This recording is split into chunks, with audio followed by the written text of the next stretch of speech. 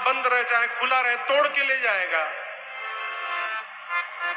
भाई चोर कहीं खुले घर में थोड़ी चोरी करते हैं, वो जहां चोरी करते हैं ताला तोड़ के ही चोरी करते हैं। तो जब आप ताला लगा रहे हो चोर के लिए तो तोड़ के ले जाएगा। इसको समझिएगा, ताला कभी चोर के लिए नहीं लगाया जाता, ताला ईमानदार के लिए लगाया जाता है कि कहीं ईमानदार चोरी न कर बैठे। खुला रहेगा तो उसका मन बिगड़ जाएगा और वो चोरी कर लेगा। कहीं ईमानदार बेईमान न बन जाए, इसलिए घर में ताला लगाया जाता है, चोर के लिए नहीं लगता। जो दूसरे का धन मानता है वही उसको विष मानता है, लेकिन जो मान के बैठा है कि संसार में जितने पॉकेट में रुपया है वो सब हमार है, उसके लिए काहे का दूसरे का, वो तो चुराएगा ही चुराएगा। जो दूसरे स्त्री को मां समझे, दूसरे के धन को विष समझे, धन पराव विषते विष भारी, जे हर सही पर संपत्ति देखी, दुखित हो ही पर विपत्ति विदेखी।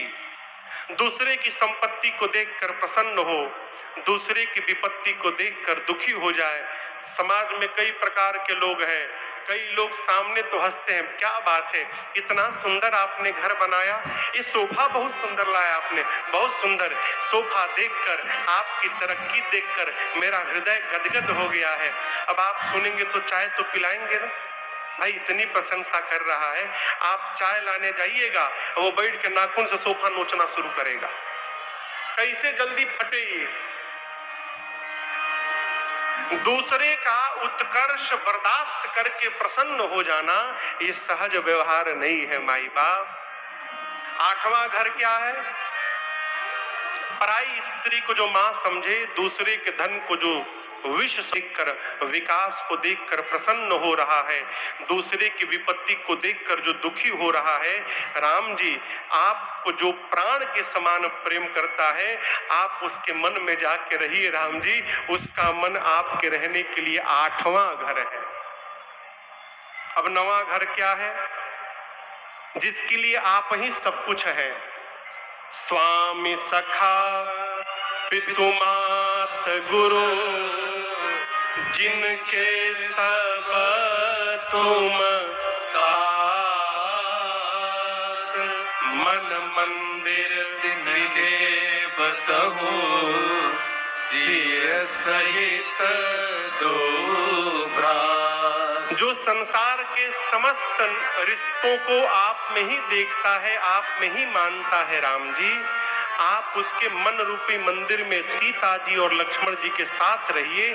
उसे बच गए 5। अब 10वां घर देखिए, कहते हैं अवगुण तजी सबके गुण कहि, विप्र धेनु हित संकट सही, नीति निपुण जिन कई जगली का, घर तुम्हारा दिन जग मननी का, घर तुम्हारा दिन। जो व्यक्ति किसी के अवगुण को छोड़कर उसका गुण ग्रहण करता है, देखिए हर व्यक्ति के भीतर कोई अवगुण है और कोई सद्गुण है। जो व्यक्ति सामने वाले के दुर्गुण को छोड़कर सद्गुण को पकड़ता है, जो ब्राह्मण के लिए, गौ के लिए संकट उठाने के लिए प्रस्तुत हो जाता है, जो जीवन में नीति का पालन करता रहता है, राम जी जाकर आप उसके मन में रहिए, उसका मन निज दोषा। अपने भीतर जो अच्छाई है वो भगवान की कृपा समझे, और वो अपने भीतर जो बुराई है वो अपना कर्म समझे। ऐसा होता नहीं है। हम लोग तो घूमते रहते हैं कई घरों में। लोग जब बच्चे बहुत अच्छा नंबर ले आते हैं ना, तो माता पिता परिचय कराते, महाराज बेटा 95% लाया महाराज, दिन रात मेहनत की बच्चे ने महाराज जी, 1 कर दिया, शादी में भी नहीं गया था महाराज जी, बहुत मेहनत किया बच्चे ने। यदि फेल हो जाता है तो महाराज मेहनत तो किया था महाराज, लेकिन भगवान को मंजूर नहीं था। फेल हो गया तो भगवान को मंजूर नहीं था। और 95% लाई को भगवान की कृपा माने। और यदि कोई बुराई है तो उसे अपने कर्म का फल माने, ऐसा जिसका चिंतन हो। गुण तुम्हार समुझई निज दोषा, जेहि सब भांति तुम्हार भरोसा। जो सब प्रकार से आप पर भरोसा करता है राम जी, और जो आपके भक्तों को प्रेम करता है, आपको नहीं, आपको बाद में, आपसे पहले आपके भक्तों को प्रेम करता है। राम भगत प्रिय लागहि जेहि। हे राम जी, आप उसके हृदय में अकेले नहीं, सीता जी के साथ जाकर विश्राम करिए। उसका हृदय आपके लिए 11वां स्थान है। अब कितने बच गए? 2, 3। कितने बच गए? 3। 11 के बाद कितने बचेंगे? 3। हम तो डर गए, 2 कैसे बच गए? अब 12वां स्थान देखिए। आजकल सबसे अधिक जिस पर विवाद है, धन धर्म बड़ाई प्रिय परिवार सदन सुखदाई।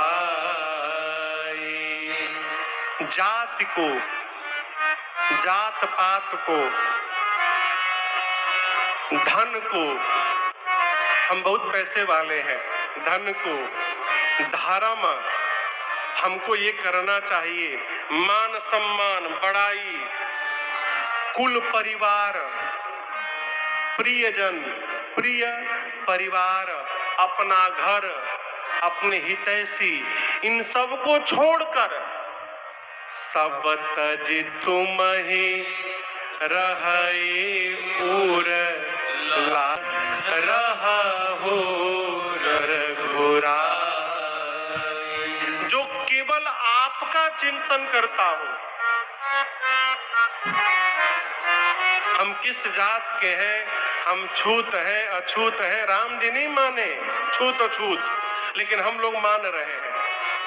यदि भेदभाव मानते ना तो नाव चलाने वाले मल्लाह भैया के पास जाके खड़े नहीं होते। राम जी यदि भेदभाव मानते तो भीलनी के घर जाकर फल नहीं पाए होते। जो इन सब का त्याग करके भगवान को हृदय में ला के रखता है,